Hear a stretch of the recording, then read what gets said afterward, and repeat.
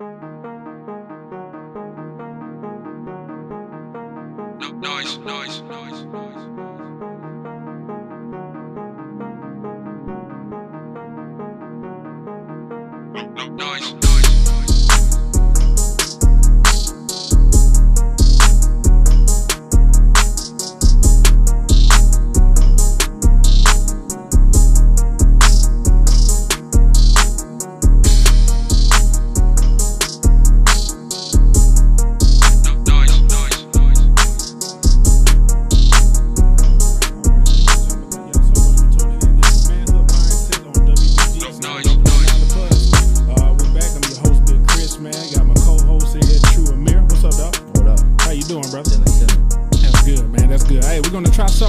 just told y'all not too long ago we're going to start taking live calls, and we're going to do just that today. So you listening out there in radio land, I guess that's the name of your hood or whatever, man. We're going to give out the number on several occasions. The number is 470-222-5462. Again, that number is 470-222-5462, man. So just like we said all at every show, let y'all know what Manhood Mindset is, man. We basically have real conversations, man, for situations that people may be in, topics that people are interested in, and we pretty much give the audience a taste of what goes on in the mindsets of men in our community, man. So we just had a brief conversation right before the show, man. You want to start us off on what you was talking about? Bullying. We was talking about bullying and how it is. You really should have a zero tolerance for bullying in any scenario you're at. And so what's the definition of bullying, just in case somebody is wondering? What's the definition of bullying? The definition of bullying is just watching somebody, or somebody getting picked on, that whether they can or can't defend themselves, or they may be able to and they're choosing not to. And you're continuously, picking at them, just that big brother or big sister type thing where, you're poking them with your one index finger, just trying to egg them on and edge them on. Or you could just be aggressively bullying them, verbally abusing them, you know what I mean? And that could escalate to physically abusing them, so on and so forth. Right. So for the people who may not understand, well, I know a lot of people say this word cyberbullying, right? You heard of that before? Mm-hmm. So what's the difference between cyberbullying and trolling? I really don't know. I think it is. I think they just made them. I think they just covered up cyberbullying with the word trolling. I really don't know. Straight up, man. So I mean, I think a lot of the times, man, we can just talk about, and I talk about this in my class from time to time. It's several categories of bullying, right? And bullying is pretty much just projecting your negative energy on someone, making sure that the person either feels insecure, scared, honestly, that's pretty much the two, right? Yeah. Insecure, afraid, inadequate. Yeah. Less than, all of those different terms and whatnot, man. So basically that bullying, if people out there, even if you don't like the term bullying, you're like, no, man, I'm too old to get bullied. What y'all need to understand is any type of negativity with the intent to destroy you. Yeah. You know what I'm saying? So regardless of, you can pick whatever word you want to pick. That type of intentional negativity, that the only purpose is to destroy whatever you got going on. That's bullying. And you can call it bullying, physical trolling in the flesh. Physical trolling in the flesh. It's called PTIF, bro. We just made that up. Yes. Like we just coined that phrase. Exactly, right? Exactly. Physical trolling in the flesh. So if you suffering from physical trolling in the flesh, call Manhood Mindset at 470-222-5462. Physical trolling in the flesh, man. Also known as hating in several neighborhoods. Yeah, you know what I mean? So, but that's just what we do, man. So I think a lot of the things. One of the things that I've been exposed to in the last couple of weeks, man. Of course, I had to go out there and see Black Panther. Black Panther is breaking all types of amazing movie. It's just ridiculous. And I'm not just saying that because I'm black. It's amazing. And you know what's funny? I had to tell some. I was in the theater and I was just like, I know I'm black, but this is a great movie. Yeah. Like you go. But see, like, I forget the guy's name. It's Trevor somebody. He's Trevor Noah. Yeah. Yes. So he was like, he had a segment where he was like, it's not a black movie. It's a great movie, and then it's extra special if you happen to be black. Yes. It's just like Wonder Woman was a great movie, and if you happen to be a woman, you know, it's extra special. Exactly, bro. Exactly. So I think a lot of people, when you're dealing with race, man, honestly, you're dealing with a social construct that's purely based off emotion anyway. Yeah. Now, when you're dealing with culture, you're dealing with facts. But Yeah. if you're dealing with race, when you start assigning people with a color tone and color scales and this, that, and other, and you play politics on their humanity based off what they look like, that's a social construct that's pretty much here to destroy lives and make sure that certain lives are more important than others. So if you want to play that sport, you have every right, but some people just want to see a good movie. Yeah. You know what I mean? And just shout out to, I think his name is it Ryan Coogler? Is that correct? The director? Yeah. I think it's either Coogler or Coogler. Coogler, yeah. If I'm saying it wrong, please forgive me. No disrespect intended. But that gentleman made a great contribution to not only the Marvel universe, but he made a great contribution to just movies in general, man. That was because I mean, a lot of people don't know, like, which I don't understand how he directed Fruitvale Station. Yeah, he directed Creed, right? Which both of which are also great movies with Michael B. Jordan. Yeah, with Michael B. Jordan, they got a strong partnership going on. Most definitely, I hope to see more with both of them. And I think that's how you. I mean, if you really think about it, man, that's an example of how you actually stay true to your core, I would say, support system from time to time, especially if it works. You know what I'm saying? And the crazy thing about the director is, which was extra special for me, he's one of us. Yeah. Like, and when you say one of us, can you be specific? Yeah, he's not just black. He's one of us. Like, when he was like, and when he be like, hey, you know what I'm saying right here, cuz? And I was like, did you say cuz in the interview, homie? Did you just say cuz in the interview, homeboy? Yes, you one of us. Yeah, he was like, grab the old English. For real. I was so shocked and so elated. I like, he got to the point. As soon as every time I hear him talk, I'm like, I know he got hot fries in his car. And a Mad Dog 2020. Straight up, man. Straight up. So you saw his Hot 97 interview? No, I didn't. I've seen several like videos on Facebook, social media and stuff like that with him just explaining the movie to me. I didn't see the whole interview, but I did see the clip. Right. And one thing I wanted to touch on, I know we stepped away from bullying because we jumped on Black Panther. Yeah, we're gonna revisit bullying though. This has everything to do with it because we had a lot of alternate views and people who are basically physical trolling in the flesh when it came to Black Panther and what it meant to certain people. And not only that, I would like to talk about intracultural trolling. When it was people going back and forth and telling people how they should or should not enjoy Black Panther. Yeah, you talking about black people against other black people? Yeah, I like to call it intracultural. Yeah. I just making sure I was on the same page. I know, right? But no, it was just that overall expectation and trying to destroy each other over just random stuff. But go ahead. Before we get to that, in that Hot 97 interview, they asked him, how did you explain Africa to a black American that has not been to Africa? And I haven't been, but my BM, she is a first generation African American, so I've heard all the stories, and her people want me to go to Africa desperately. And people who don't know who BM is, what is baby mama? There you go. All right, because people, BM stand for, depending on if you're the doctor's office or not. Everybody was like, they're very intense on the show.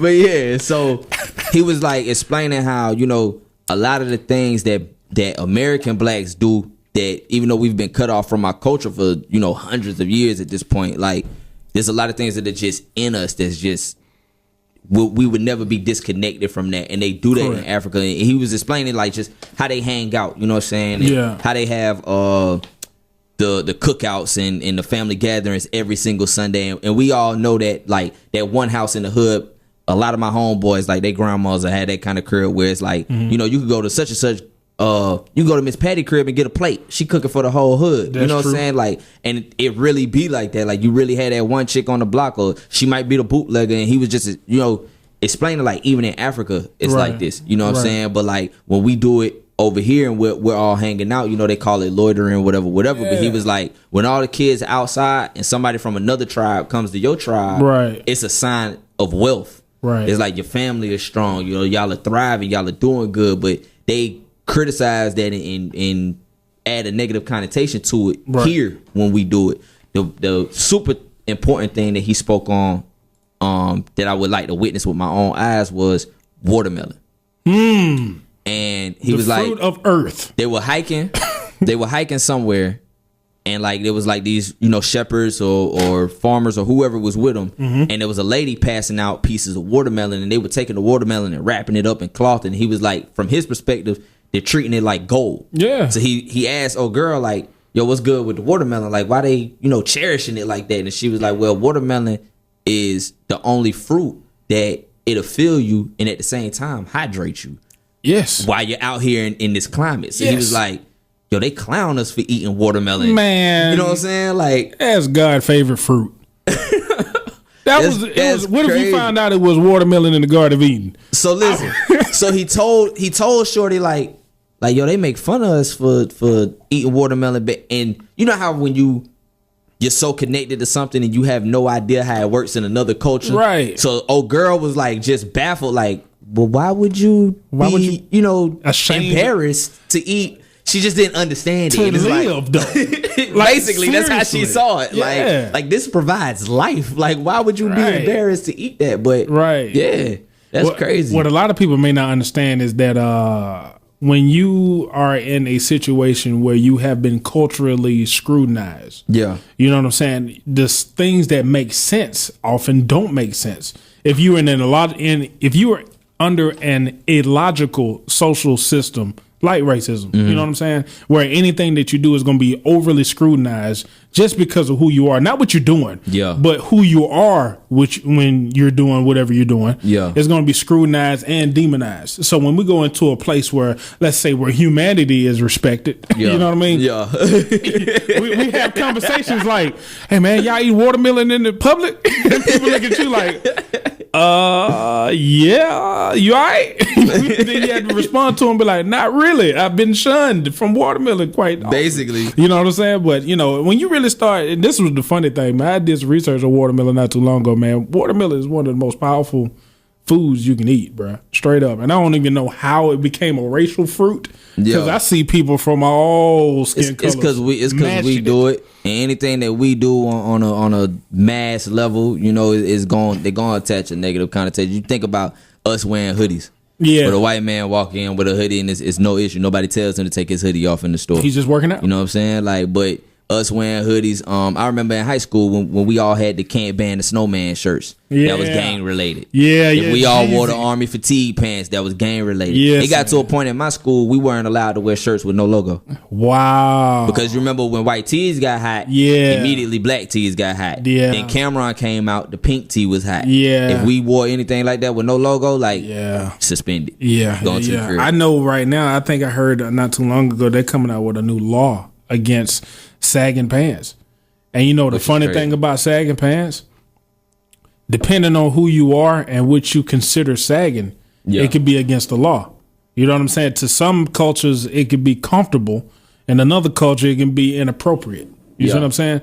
One of the things that kind of stood out to me, I was doing some reading on, you know, just the beginning of the United States when it came down to European immigrants and stuff like that, when they intermingled with the indigenous people here.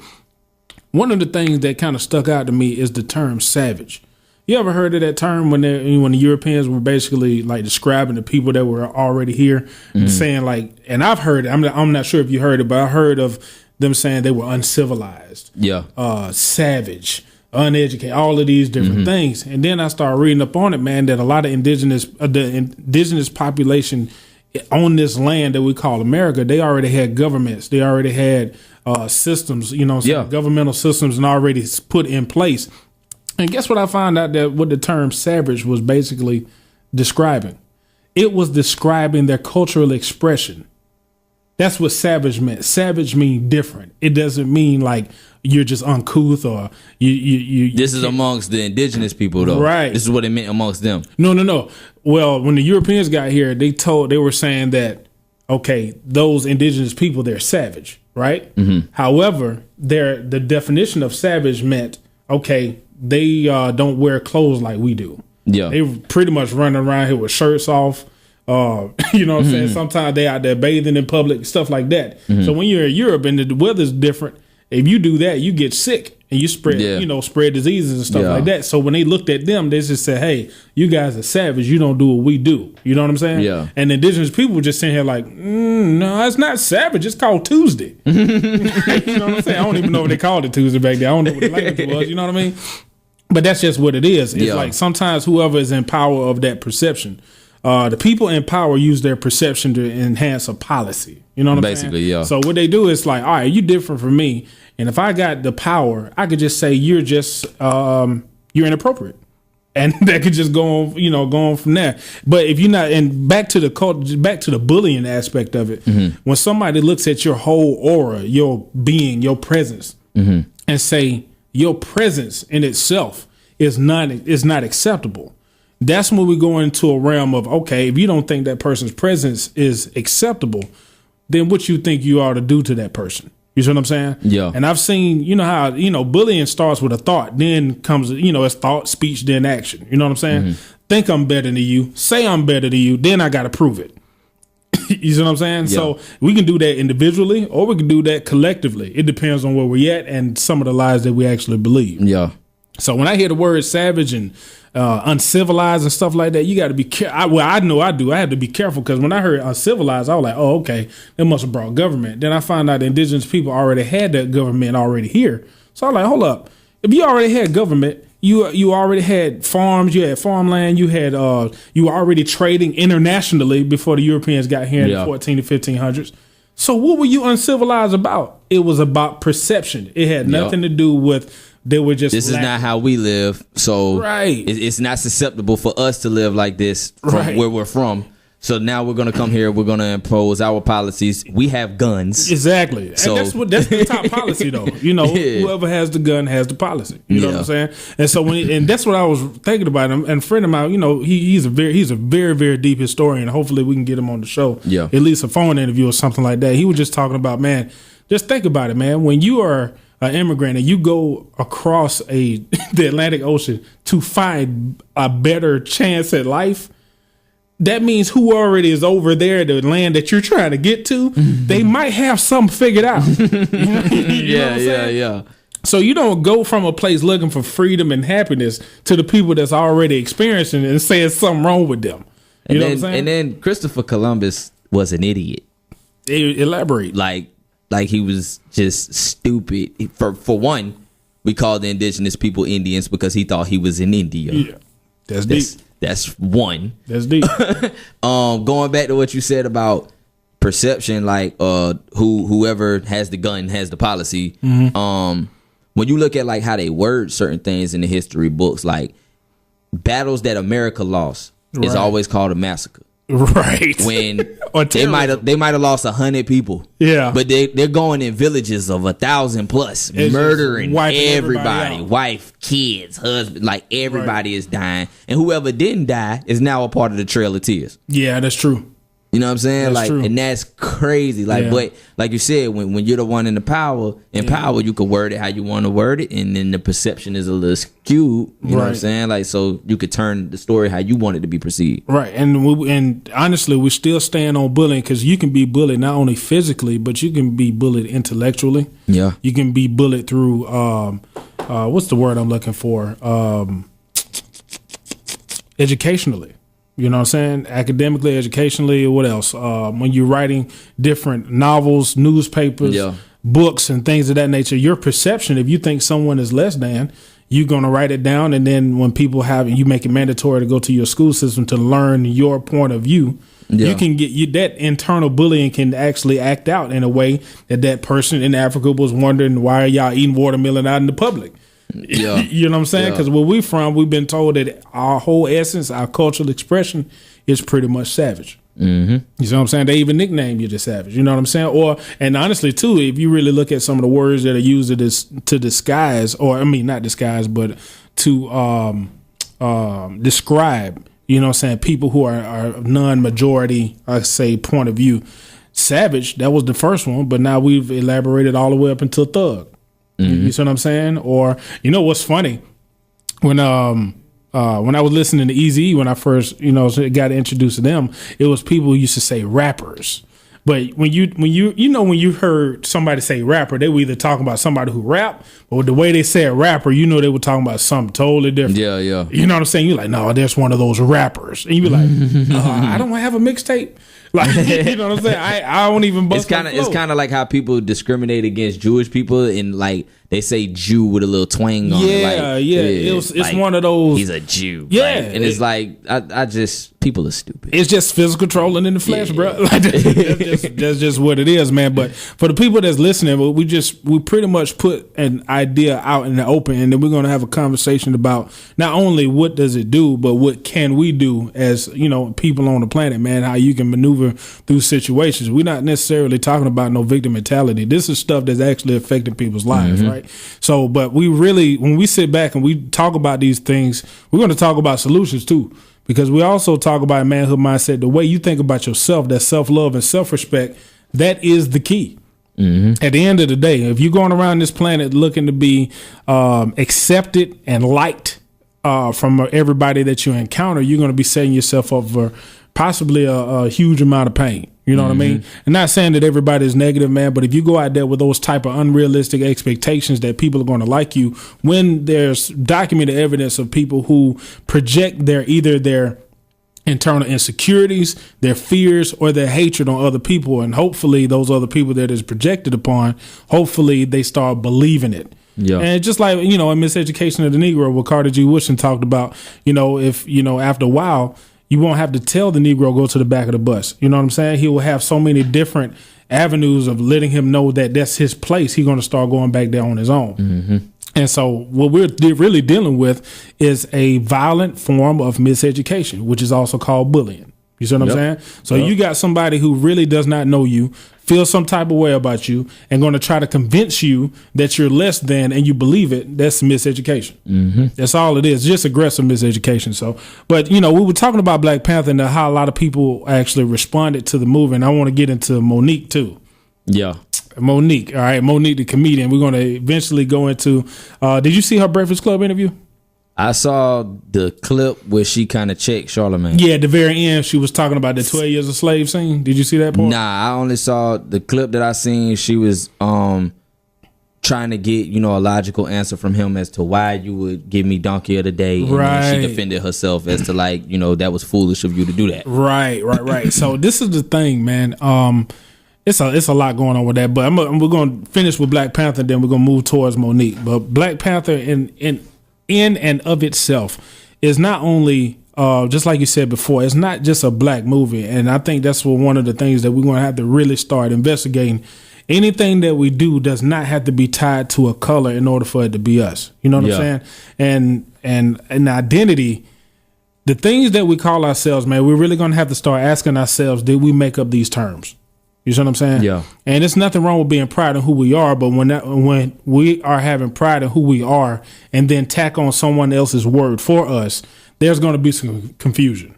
That's what I've witnessed. You know what I mean? So say for instance, if somebody say, that was a good black movie, and you be like, what, ain't nothing wrong with being black if you feel like you're a black person. You know what I'm saying? However, when is your identity bigger than necessarily who you are as a person or your assigned identity? Let me say that, because I always ask myself, I ask people around, I'm like, all right, we're quote unquote black people, right?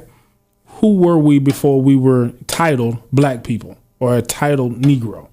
What do we call ourselves? Because based off black and Negro and things of that nature and people of color, that's a perception. Yeah. You see what I'm saying? And I had a really good talk with a friend of mine and one of my mentors. To put it in layman's terms for somebody that might not understand, as you be doing when I be talking. Well, yeah.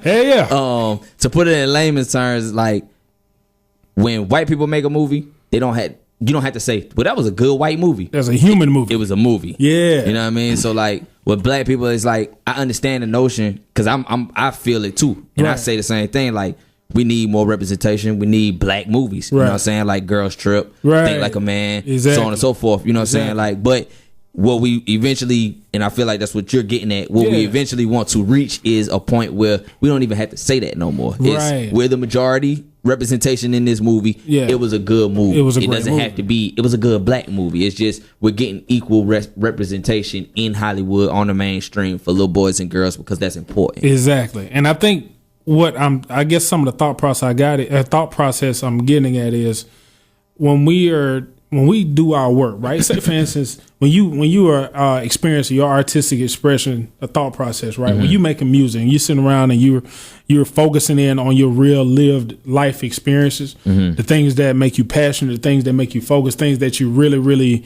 care about. Are you necessarily hell-bent or focused on how you look and how you're going to represent the people that look like you, or are you trying to represent true? Trying to represent me. And see, that's the thing. So sometimes, you remember, I think it was a couple of shows ago, we talked about sometimes we can get very, very passionate about our struggle to the point that the struggle becomes our identity. And our struggle is not our identity. Our struggle is a part of our story, but it is not our story. You know what I'm saying? So I think it's one of those things that we notice that in history, our humanity has either been taken or haven't been attempted to be taken away from us, right? Yeah. So I think, and I've tried to practice this because, we were born into the system. You know what I'm saying? Yeah. You were born as a young kid.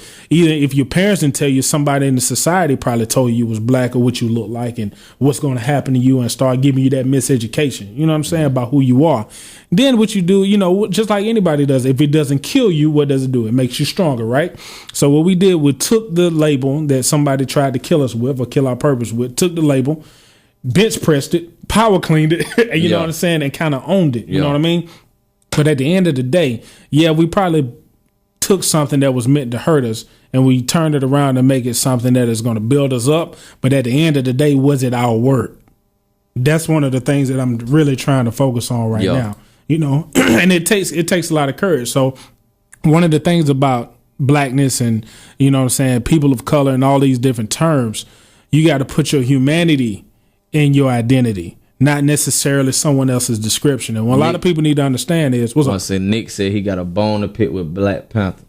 Go ahead and type it out, Nick, and we'll. Well, no, man, Nick, call in, man. Yeah. Call in 470-222-5462. 470-222. 5462. Right, we're gonna take live calls, man. So make sure, and he didn't forget. Matter of fact, I didn't say that for live, for my Facebook live. If you want to call in, man, 470-222. Yep. 5462. Most definitely, we'll take your live call right now. Now. And he had a bone to pick with Black Panther, man. And and this is one of those things, man. I'm not one of those people like just because I like something, you supposed to like it. I'm not one of those type of people, right? And also too, I was not one of those people that was exposed to Black Panther in comic books. You know what I'm saying? I heard about it and then I got exposed to it. And I see a lot of confusion with that too. Like, and this kind of taps on what you was already speaking on and then what you was wanted to get to anyway. Right. Like with us going back and forth with each other or whatever. Like, yes. A lot of people don't have knowledge of, and I don't have full knowledge of what the comic books were, why it existed in the first place. You know what I'm saying? Like, but I do know a little bit about it, and I do know that it was created to some extent because of what was going on at that time. And of course. We needed some kind of representation. Of course. So that happened. You know what I'm saying? So I when I see them type of arguments, man, like I don't fully get engaged with the comic book arguments because I'm not well versed in that. And that's just my rule of thumb in life in general. If I'm not well versed in a conversation, I'm not just gonna jump head first in it and act as if, I can speak from a perspective of fact. Right. A lot of people gotta chill out with that, dog. They really do. They really do. If you cannot speak from a perspective of fact. Yeah. You know what I'm saying? Right. Like just some healthy level of truth. Yeah, like you gotta let certain people have it when you don't know what you're talking about. Like it just is what it is. Right. So I mean, I think it was that overly scrutinized. Give you an example, right? There was a lot of people who dressed up to go to see Black Panther, right? There was a lot of people wearing dashikis. A lot of people. Hold on, because they going back on live, man. Nick, call in, man. Stop arguing with Zay. On my live and call in, man. 470-222-5462, man. For sure. Just call in, man. Just call in. All right. But you were saying they were wearing there was people dashikis. wearing dashikis and stuff like that. So you had people that was like, oh my God, y'all doing the most. This is that and other. This, that and other. And you know, people dress up to go see Wolverine. I seen it. I seen people dress up all the time to go see Star Wars. Cosplaying. Yeah, you know what I'm saying? Cosplaying. And sometimes, man, like, I mean, put it like this. I would say it just like this, bro. For the kid that doesn't know, my bad. For the kid that doesn't know what cosplaying is just they have events for it. They got Comic-Cons where you go to a convention or whatever and you dress up as whatever your favorite anime character is. It could be from Marvel, it could be from DC, it could be from the anime world like Dragon Ball Z. I think they call those mangas. Yeah. Dragon Ball Z, Inuyasha, whatever, you know what I'm saying, your favorite character. People even cosplay as Walking Dead characters. Right. You know what I'm saying? So whatever it is that you're attached to, you could cosplay and go to these different events. And that's what Big Crit is explaining right now. Like, people are dressed up in dashikis and they're dressed up as Coming to America characters and so on and so forth. They're cosplaying the same way these people cosplay with Harry Potter. Yeah, and this is the thing, man. I was like, hey, man, if you can justify Halloween, leave people alone. Like, you know what I'm saying? And not only that, I'm going to take it to a whole nother arena, bro. When we go to the football games or basketball games, what do people wear? Yeah, you're right. You're right. They got the defense written across their belly and it's people in there dressed up like I'm a fan. I ain't even think about that, but you dressed up for somebody you trying to support. Yeah, you know what I'm saying? Like you a part of the team. Yeah. And so what a lot of people don't understand is when people were dressed up to be a part of the team of Black Panther, it was a team sport. Yeah. And think about this, man. If you really look at all the revenue that was generated from a lot of people, and see, this is the thing I don't get.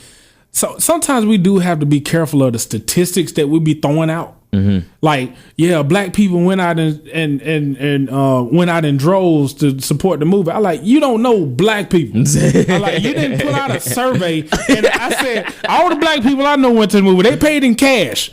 And you can't trace cash. Yeah, you know what I'm saying? So how you know all these people is black that's doing this, man? So I think we really got to be careful of how, like, because black is a category. It's a label. And it's when you using a label that was meant to put you in your place.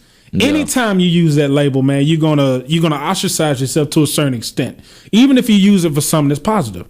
I feel like when it comes to that, it's like you look at what's the majority of the representation, right? And then why did it break records so quick? Yeah. And it correlates to the majority of the representation. True that. Just like Empire, you know what I'm saying? Like its first season was crazy, and the majority of the representation was black people. So you know for a fact. Well, I wouldn't say a fact, but you know the majority of the people that's watching this it got to be black people because we're being represented more, you know what I'm saying? So you're drawn to that, whatever. Same thing with a movie like Girls Trip. Girls Trip did phenomenal. Right. And then Hollywood decided they was going to make, you know, a all-white version of that, and it tanked. So it speaks to, you know, like, tough. Clearly, we can support our own. Our buying power is strong, you know what I'm saying? But I do get what you're saying when it comes to Black Panther. We don't know if we're the majority of that revenue, but we do know we heavily support it. And I will beg to add a very key point of view. I think what a lot of people don't understand is how many people who are considered non-black support black art. It's full. 470, man. 222. Gotta report it again. He talking about what's the number again because he was on the toilet. Hey, toilets are distracted, straight up. But no, like I was saying, like a lot of people may not understand that. Yeah, you can have art, but let's think about this now. The people who generate the most income, for hip hop right now, who's buying hip hop music? Not supporting and liking it. Yeah. I'm talking about people who are still actually down, like purchasing stuff from Amazon, like purchasing these albums. Mm-hmm. What other? I remember, like, man, I ain't gonna lie to you. I used to burn CDs back in the day. Oh yeah, like, if somebody give me Kaza and then LimeWire, bruh. So I'm sitting up here like all these people who are actually purchasing. It be diverse crowd supporting black art. You know what I'm saying? Yeah. So when we looking at things like Girls Trip, right? We don't know that's all black people going to see that. But you talking about whatchamacallit, Black Panther. We don't know the cultural makeup of everybody in these theaters. That theater be dark, bro. Like, you know what I'm saying? And then when people come out and tell Nick to call again, I just missed his call. Call one more time. Call Nick. One more time, Nick. I got it. But no, it's just all right. Here you go. Hold on for a second. From Nick Harris. To accept, press 1. Nick got a stage name? Voicemail, press 2. I think you do. Hold up. To Let's see. accept, I ain't want to holler out to his send a government all voicemail, over the press radio. 2. Hold up. I gotta. Hold up. Hold up. We trying to get us I'm tripping. Hold up. a live call right now. He called again. Hey, call one more time, Nick. This Google voice is tripping up, man. Lord Jesus. I know, right? One more time, I got Nick. T-Mobile, One more bro. time. Hey, T-Mobile is a little different, man. You know, the build, you know, the registration. They say T-Mobile for homeless people. Hey, it is. Because if you got T-Mobile, man, you going through something. Straight up. Go ahead and get AT&T, Straight up. Nick, one more time, bro. One more time. All right. But no, like I was saying, like it's a lot of different people who actually support different artistic expressions for quote unquote black people. Like, I ain't gonna lie, you know, mixtapes is for us. Yeah. The album is for But the other album people. is for the people that's purchasing. I'm gonna give you a key example. You remember when Wayne was coming out with all of those Rebirth. Rebirth and all I of that? did not buy Rebirth. To Yeah. accept, press 1. To send a voicemail, press 2. WBGS, how you doing? Yes, how are you today, brother? What's going on, man? What's I your name can't and where hear you calling with from? no headphones. My name is Nicholas, and I'm calling from Snellville, Georgia. Your name is Nicholas, and you calling from Snellville, Georgia, man. What's up, Nick? So, what have you heard so far on the show? And what's your comment? Well, I just happened to chime in during my dinner hour, and I was listening to you guys speak on the movie Black Panther. Right. Yes. That's it. You just called to confirm what we were talking about, but you didn't have anything to say about it. I actually, you know, you guys were going to get into it and the whole Monique thing, but I guess I'll wait to that part of the show to call back for that. But with Black Panther, I don't know what your angle is on it, but I do have a bone to pick with it. All right, what bone do you have to pick with Black Panther, bro? It would be a spoiler if I told you, so is that okay? Yeah, I don't care, man. If somebody don't like spoilers, man, they can log on. Go ahead. All right. Spoiler alert, man. Spoiler alert. If you don't want to see it, I got one person on my lap. Well, at least try to dress it up, Nick. Try to dress it up. I'll dress it up. I mean, it's just a matter of, you know, the whole hype about it's the first black superhero movie, you know, all black cast, directors, this and that. But when you go see the movie, in my interpretation of it, there's a hidden message that the person that saves the world happens to be, you know, not black. I see what you're saying. Because old buddy shot down the ship. Yeah, I see what you're saying. Yeah, I mean, you know, he saved the world, so to say. Mm-hmm. So all this black stuff, you know, black people killing, you know, this tribe killing that tribe, they all supposed to be about peace. But the hero in those movies is not what you think. So right. It's like, why even write that in? And you know, well, who would been? But okay, I say this. The underlying thing of that you got to look at is, yeah, at the surface, it appears that he saved the world, quote unquote, but he would not have saved the world from the safety of that room he was in without the tech from this 16-year-old genius. And remember, his back was severed. Okay, so that's my thing. Why not let the 16-year-old genius who's been controlling that room the entire movie save the world?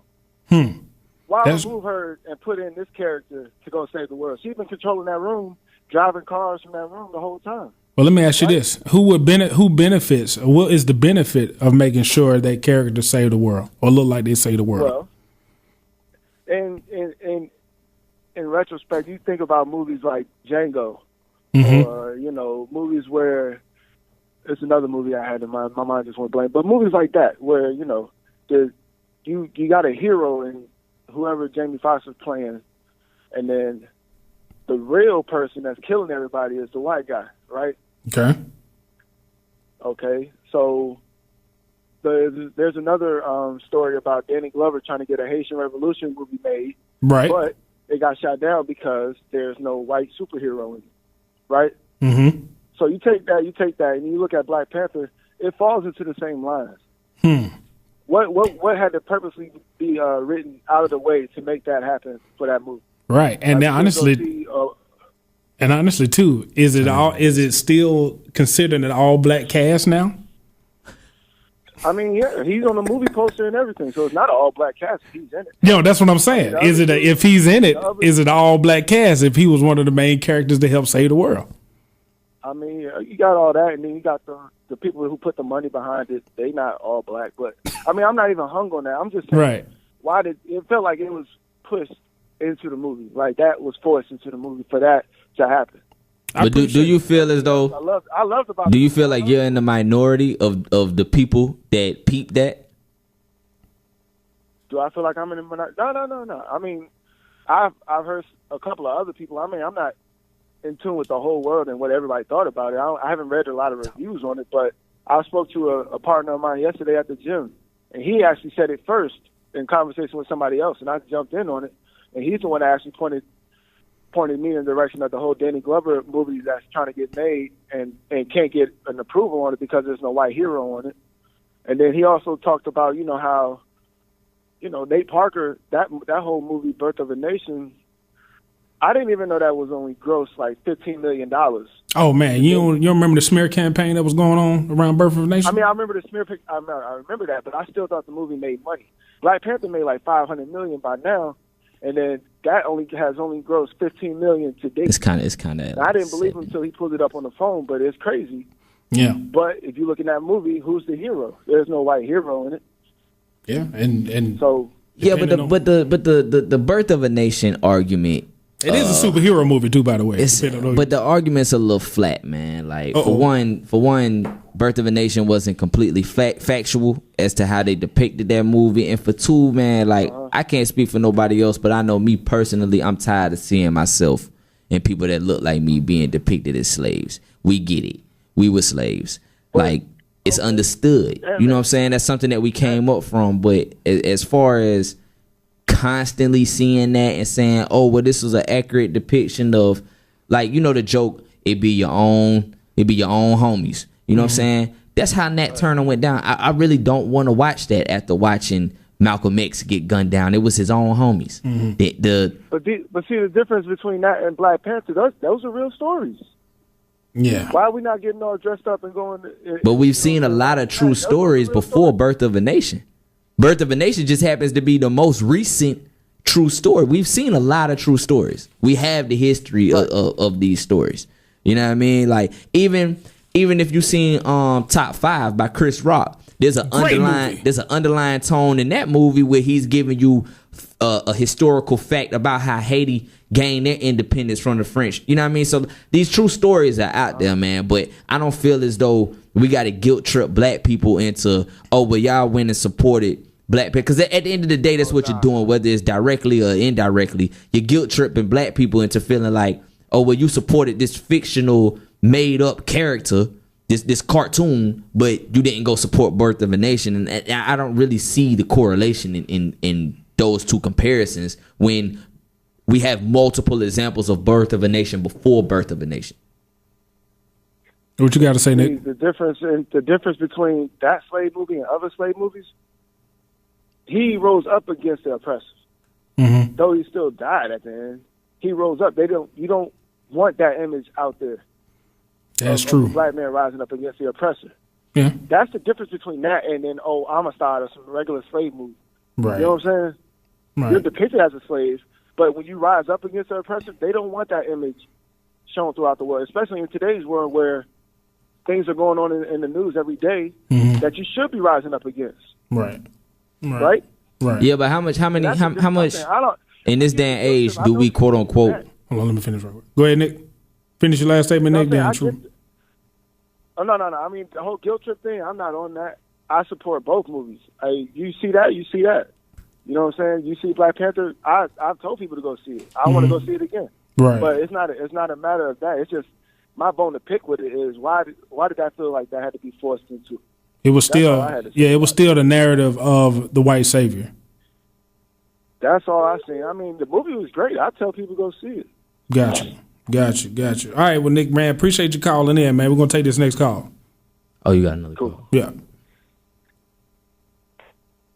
Call from Xavier. Yep. Zayden. WVGS, man. What's going on? What's your name? Hey, this is Xavier calling from East Point, Georgia. Xavier, calling from East Point, Georgia, man. What's up, man? Welcome to Manhood Mindset. What's on your mind? Yes, sir. Hey, first I wanted to say that it's good to hear y'all. I haven't heard from y'all in a while. I know, right? It's good to hear you too, bro. Most definitely. Yeah, I'm watching y'all live.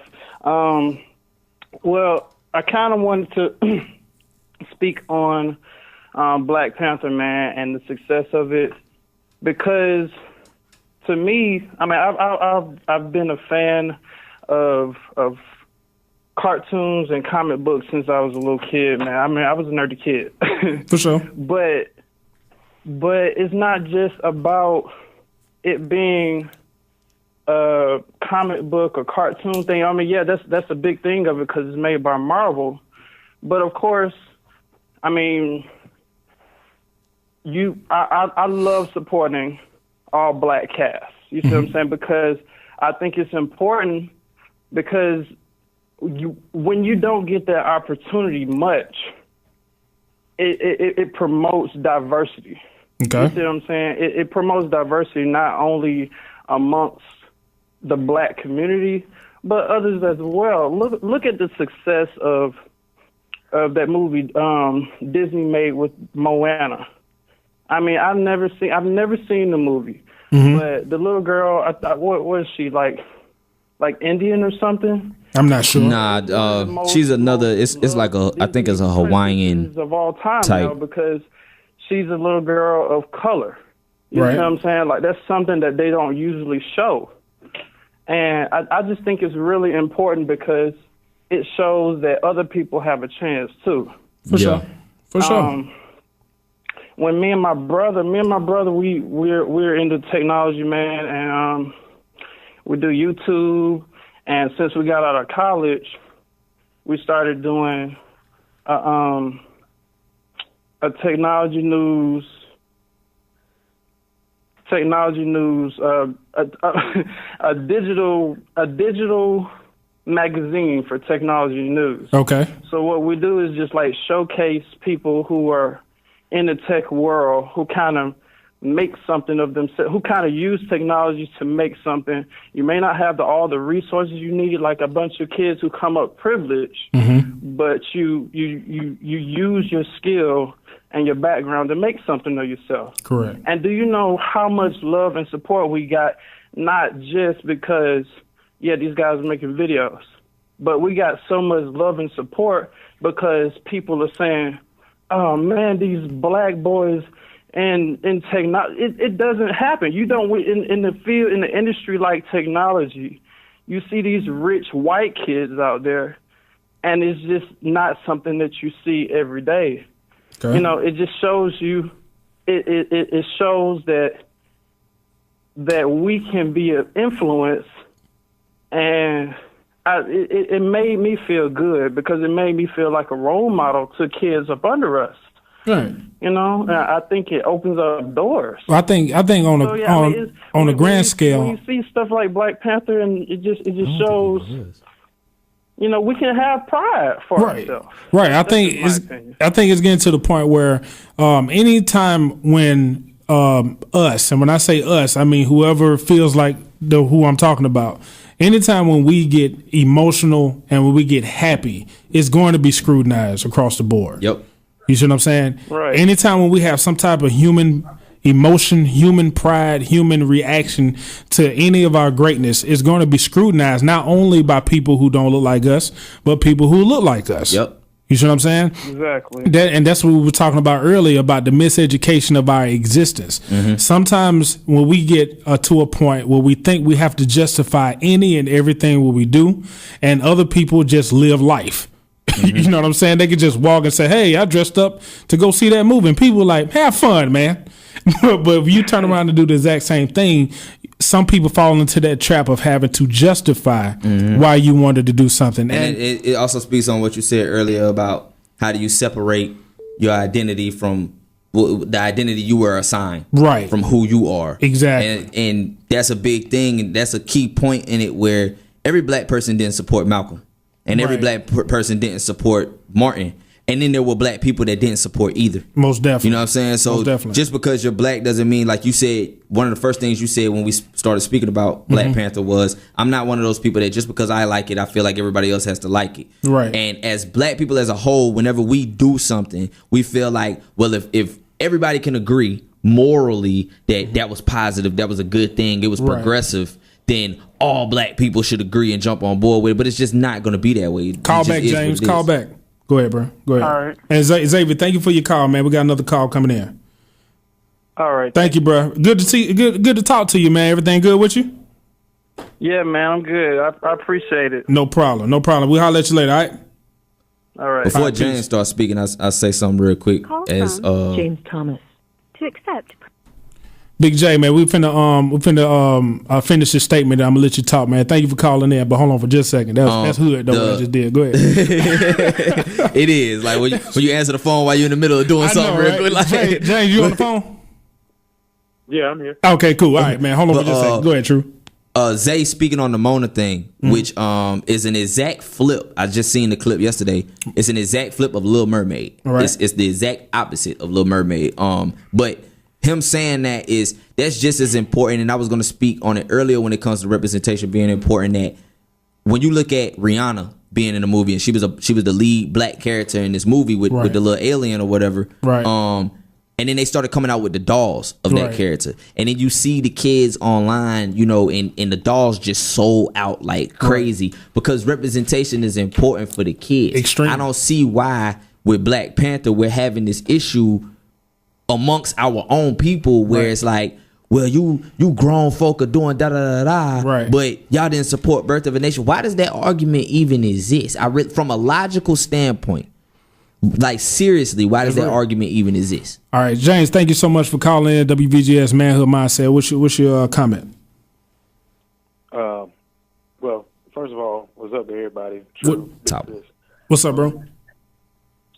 I was just listening. I just caught, kind of the conversation with Nick a little bit, Mm-hmm. and if I heard vaguely what he was saying, but if I can remember correctly, he was saying like the movie, or correct me if I'm wrong, the movie still had like a white savior role in it. Yeah, he got the essence of a white savior in the Black Panther movie. Yeah. Right, and at first glance, I was kind of thinking about it because I only seen the movie one time, and I was kind of thinking about that standpoint that it is a relative standpoint.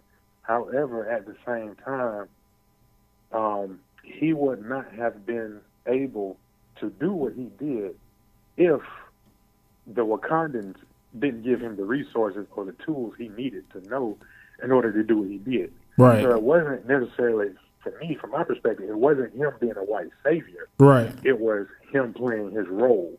Right. And it kind of reminded me, I think the movie had a deeper message, and I'm just thinking about it, because if you look at it, if you go back and look at history itself, history is similar to that same scene in the movie.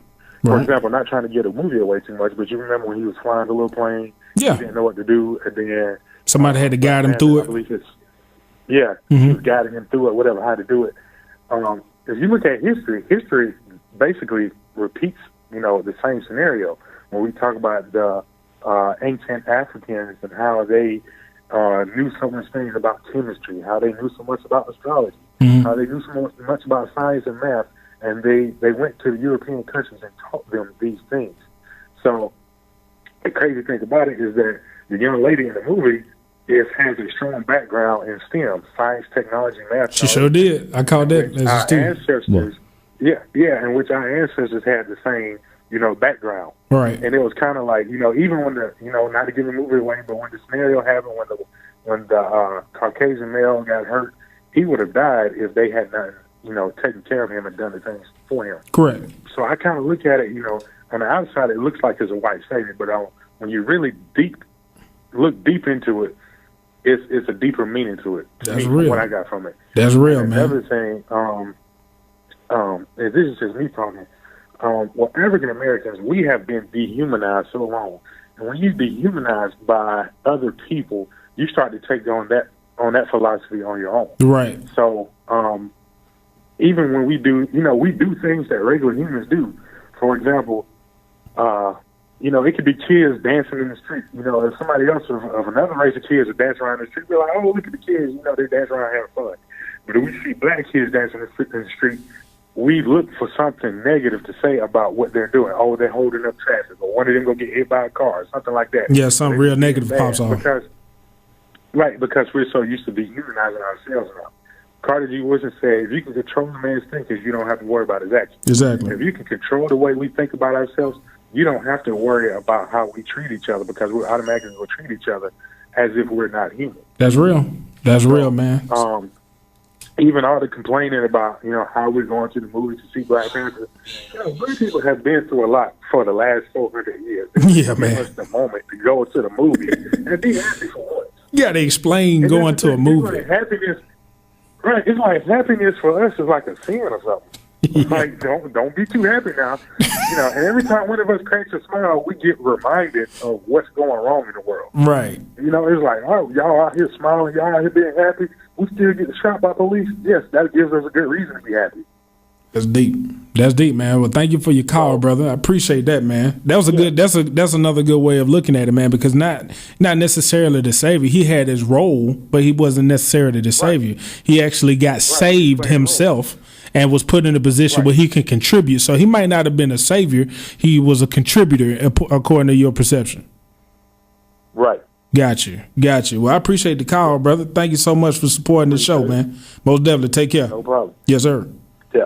So what James was talking about, man, he made a valid good point, man, and we're about to close the show as well. But he was saying that, Nick said that it looked like it was a white savior in that movie, right? But James said basically, yeah, he was not in that position unless he was helped by the Wakandas. You know what I'm saying? That's what I said. So yeah, exactly. Yeah. So that's what James pretty much complimented what you were talking about as well. So sometimes when we actually look at it, and I'm not saying that Nick is wrong. However, when you look at certain things, we have been conditioned on the white savior. I know that to make it make us think that anytime when they may pop up on the screen and that contribute that's what it in is. any form. It's now a white savior, yeah. Right. And sometimes, no, they are an equal participant, or sometimes they are the ones that need the help. I think in that scene, without giving the movie away, there were way too many dynamics as to what this overall plot was to just say that one act by him, quote unquote, saved the day. Right. Because, he did take the ships down for what Killmonger was trying to do. But without Killmonger giving those instructions, which becomes incapable because Black Panther handled that. Right. It's like it could have caused some kind of issue had they got past the border, but it wouldn't have just struck this world domination type situation without some leadership coming from the home base, which would be Wakanda. Yeah. So I don't. The whole that's a stretch. It's a strong reach. I put like this, man. I think the whole essence of the movie should provoke a lot of thought. You know what I'm saying? And I don't think that none of us should agree with each other, man, because even though we look alike, we got different cultures.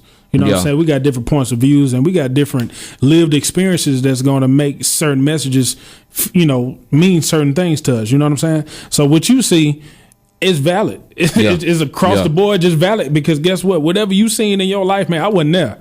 You're right. So you know what I'm saying? Closing up at 9:30. Yeah. We're actually going to close up about in a few minutes. Yeah. I want to see if you want to jump on Monique for 2 seconds. Yeah, let's close on Monique, man. So what's your take on Monique?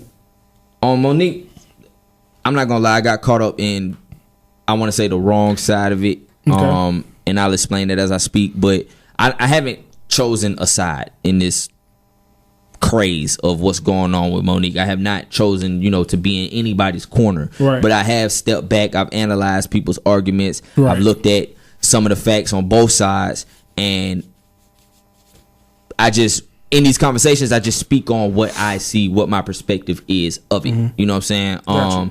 Which could sound like to somebody, well, you're choosing Monique's side, but I'm just speaking on what I say. Man, you choosing what true side, right? Yeah, you choosing your position. In the beginning, I will admit that I was kind of warped by the whole narrative. I feel like they're trying to put this narrative across where, oh well, Monique's not as funny as Chris Rock or Dave Chappelle, so why would we give her just as much money? Right. And that argument, it validates the rest of these arguments that people are having amongst themselves. But I don't think that was the argument. It wasn't. Yeah, but a lot of people took that. A lot of people made took the argument. Because when you, just like you said earlier, when we were talking about the natives and the Europeans coming over, when you could control the narrative, you could pull the blinds over people's eyes. You know what I'm saying? So I feel like that was put out there to let them argue about that. But but Monique is desperately trying to explain that's not what this is about. Exactly. It's not about me being funnier or them being funnier. You know what I mean? I feel as though, in a nutshell, when it comes to Monique,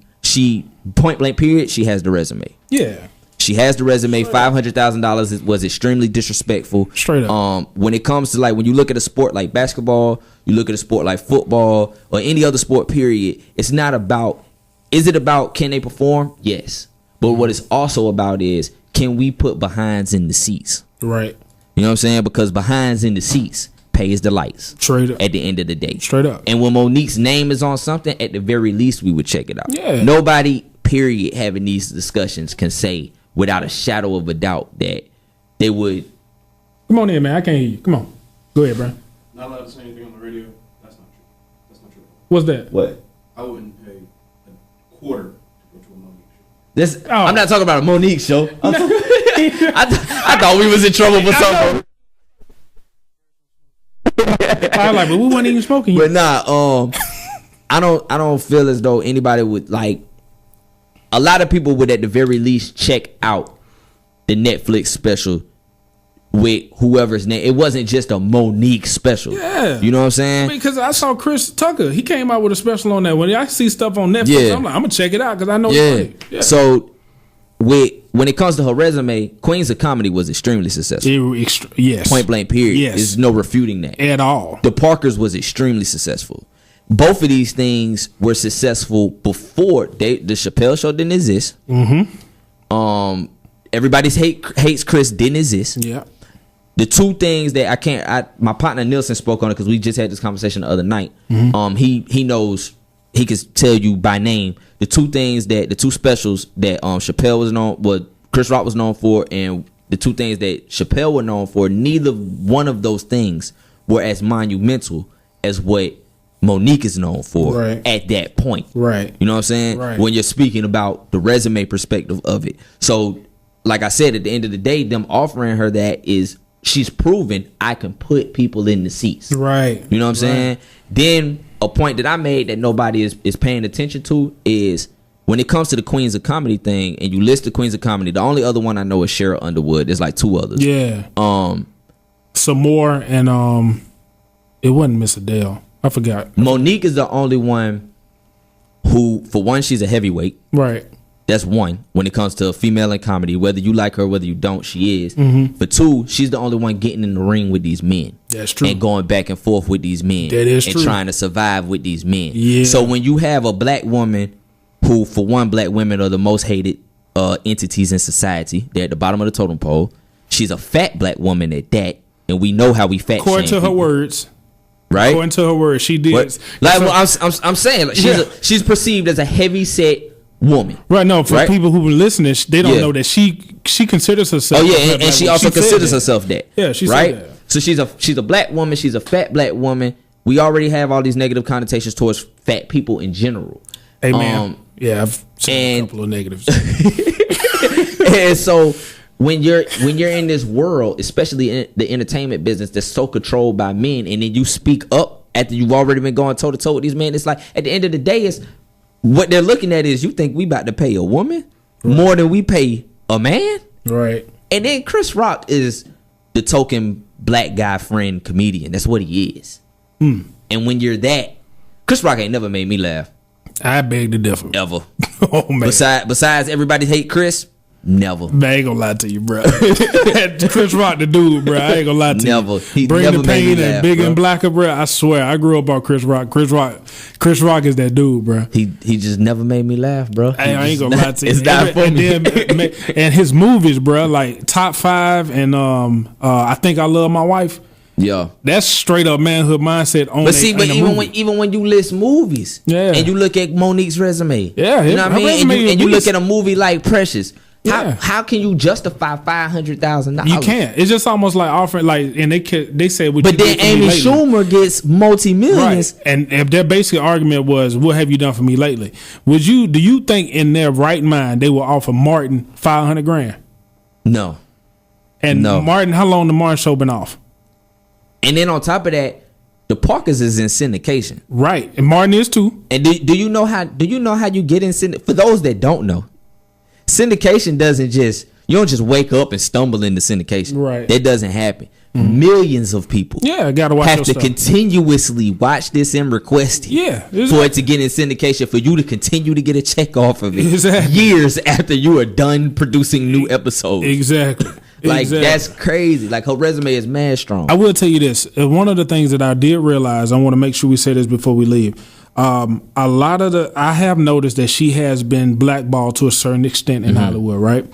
I have noticed that a lot of people's opinions of her, depending on who they are, and she addressed this in the Breakfast Club interview. And I think all young ladies, and I think people in general, but especially young women, should watch that Breakfast Club interview. A lot of the times, we let people's opinion of a person precede that specific person. And we've heard rumors that she was difficult to work with. I've never personally had a problem working with Monique. I've never met her. Exactly. However, enough people, depending on who has the microphone, can spew that type of information about her. And that was the point she was making on Breakfast Club. You see what I'm saying? Yeah. And so now, put like this, depending on who you ask, I could be difficult if me and that person had a disagreement. Yep. But if you ask the vast majority of people I work with, they're going to be like, man, no, he pretty A1 dude, man. He pretty honest. You know what I'm saying? He treats you right. Yep. But if you talk to the people, we almost roll down the hill, you know what I'm saying, throwing each other in the lake, they're going to say he's pretty, I can't work with him. Yeah. You know what I'm saying? So, but if you only give the microphone to the people who got a problem with you, everybody going to have a problem with you after a while. You see what I'm saying? So her rumors preceded her. Yeah. And so it got to the point I was like, man, if you really think about it, who are these people who said that they had a really rough time? It was just like, people say.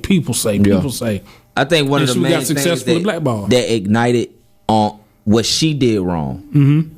When she introduced it to the world, I would have went about it a different way. She let it it was kind of emotionally charged in a way, because she goes and she's like, brothers and sisters, this is what happened to me. Blah, blah, blah. It was disrespectful because of this. I want y'all to join me in boycotting Netflix. Right. And people heard boycott Netflix and was like, what? As people saving money, they cancel their cable for Like, Netflix. Boycott Netflix. Netflix is up there right up with Jesus, bro. Like that's what they heard. heard. That's what they heard, and then immediately developed all kind of reasons as to, nah, Monique, I can't rock with you on that one. You know what I'm saying? But it's just, I don't feel, like I said, I haven't picked a side in the situation. I'm just reviewing what's going on. Do I think Monique is funnier than Chappelle? No, I don't. I don't even, and Chris Rock hasn't even made me laugh for real. Like a couple chuckles here and there, but I don't think she's funnier than Chris Rock. In the grand scheme of comedy and what he means to comedy versus what she means to comedy. You know what I mean? But I do 100% think $500,000 is It was a slap in the face. It was definitely a slap in the face. I think on across the board, Monique is what she is. She is a legend. She has a body of work that's when you compare it to other comedians, a lot of people can't stack up next to her body of work. Now, the biggest argument that I think Charlamagne was talking about was, what have you done for me lately? Have you sold out arenas? That's what I wanted to talk about, because he kept asking her, have you sold out arenas? And other people who were getting these deals were, quote unquote, selling out arenas, right? So the thing, what I've heard that she was talking about, it was just like, well, you got to understand, what arenas do we own? Like, you know what I'm saying? I sell out where I'm actually booked at. Yeah. But where I'm booked at, I sell them out and I show them out. But you asking me, have I sold out arenas? She doesn't control the arenas. And based off what she has been blackballed for, a lot of people don't work with her based off what they heard about her as well. You see what I'm saying? So there's a lot of things that kind of followed her. I don't know her personally, but I've been a fan of her since day one. You know what I'm saying? She's very, very hilarious, and she's strong-willed. And anybody who don't take crap off of people, man, I'm your fan. Straight up, especially if you stand up. You're going to create a lot of enemies like that. Of course. And that's something that I learned myself, because me being one of those people, and it's just, like I say, we fat shame people. You know, we look at big women like, who are you to deny my advances? Know what I'm saying? Fourth grade was rough. So...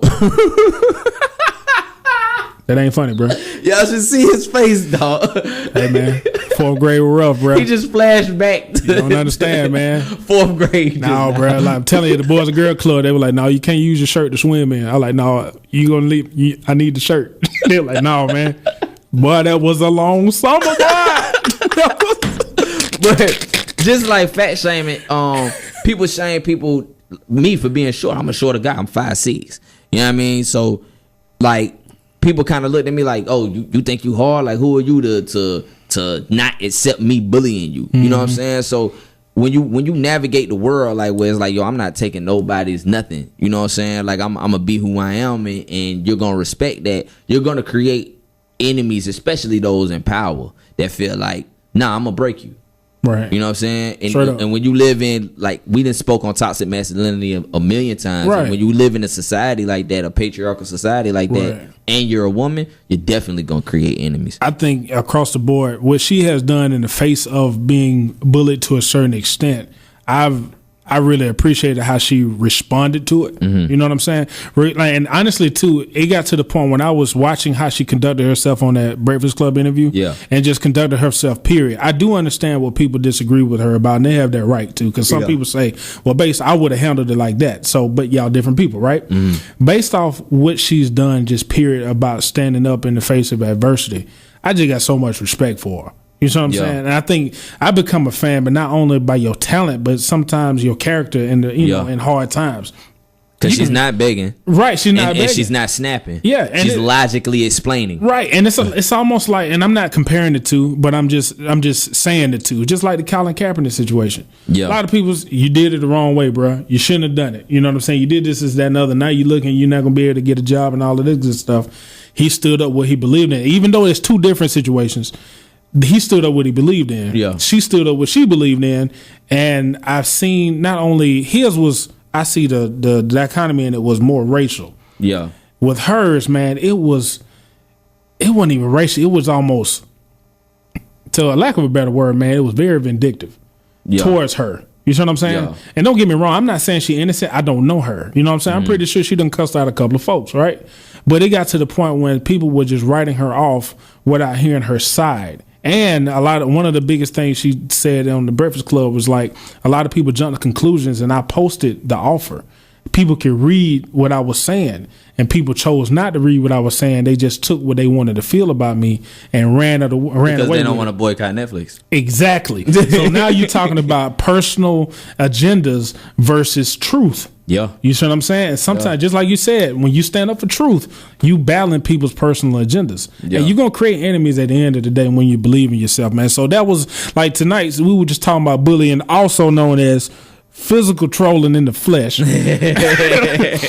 know what I'm saying? If you're an adult and you don't feel like saying the word bullying, the phrase is physical trolling in the flesh. All right. So if you're an adult and you're experiencing physical trolling in the flesh, just stand up in your truth. You know what I'm saying? You don't PTIF. Exactly.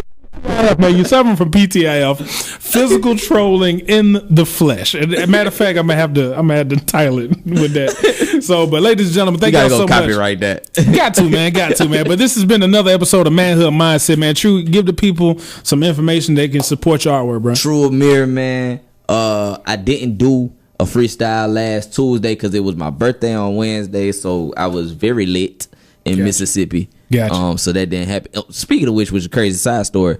I'm shooting dice at the table in Mississippi at the casino, and Starlito walks up to the table. It was so random. Whoa! Extremely tall, right? Like crazy tall. But anyways, yeah, I do a freestyle every Tuesday, man. I'm gonna drop one tomorrow. You can follow me on Facebook, Instagram, or Twitter at TrueAmir, TruuAmir. Right. And my Snapchat is True Hayes, TruuHayze. Get at me, man. That's what's up, man. Big Chris from Ellenwood, GA, man. You can follow me on Instagram, Manhood Mindset. On Facebook, Christopher Pugh. Last name is Pugh. Big Chris Joker, BigChrisJoker on Twitter, man. Thank y'all so much for calling in. And remember this number, 470-222-5462. That's going to be the number we're going to use to have live calls, man. So if you're listening to this show tonight, write down the number, 470-222-5462. And we'll be back. We're going to be back next week. We're going to take next week off. Yeah. I got a show next Monday evening, man, at the National Youth at Risk Conference in Savannah, Georgia, man. So send out a shout out and a prayer for your boy, man. Go out there and make some teachers laugh, man. They need it. So much respect for the teachers, man. Y'all don't understand, man. Being a teacher now is almost like being drafted in the Army. Yeah. Like they're really talking about going to basic training. Like, you know what I'm saying? Just to be a teacher, man. So I know a lot of us got a lot of opinions about being a teacher, but if you're not a teacher, you really don't know what it's like. So just respect the craft, respect the people, and especially the ones that's doing it right, man. So shout out to them. Huh? Kids are mean. Yeah, no, I ain't gonna lie to you. It's a couple of demon seeds flying around the earth, man. But but shout out to the teachers that's doing it right, and shout out to the kids that really want a future and doing what they got to do, just hustling and doing what they got to do, man. So, like we say every time, every week, man. Thank you so much for tuning in to Manhood Mindset. Make sure you support the movement. If you want to contact me directly, email mchristopherpugh@gmail.com. Again, the email is mchristopherpugh@gmail.com. If you want to be a guest on the show, you want to set up a phone interview or something like that, and you got something to bring to the table, male or female, it doesn't matter. And you don't have to be quote unquote black, white, red, Asian, whatever. It doesn't matter your label, it doesn't matter your title, it matters about your mindset. So if you really got something that you want to include on Manhood Mindset, please shoot me an email, mchristopherpugh@gmail.com. You got anything else, True? Just be you, man. Love you. Be true to who you are, man. Gotta have it. Ladies and gentlemen, thank y'all so much. We'll holler at y'all later on. Peace. Nice.